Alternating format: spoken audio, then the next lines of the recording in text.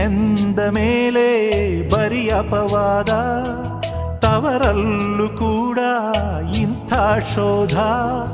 ನೀ ಹಾಗಂತ ಸೋಲೋದ್ಯಾತಕ್ಕೆ, ಒಳ್ಳೆತನವು ಇಂದಿಗೂ ಭೂಮಿ ಮೇಲಿದೆ, ಅದಕ್ಕೆ ನಮ್ಮ ಜೀವನ ಭೂಮಿ ಮೇಲಿದೆ.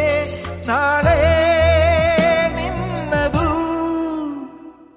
ಯಾಕಮ್ಮ ಬೇಕು ಇಂಥ ಲೋಕ, ಕಣ್ಣೀರ ಮುಂದೆ ನಗುವ ಲೋಕ.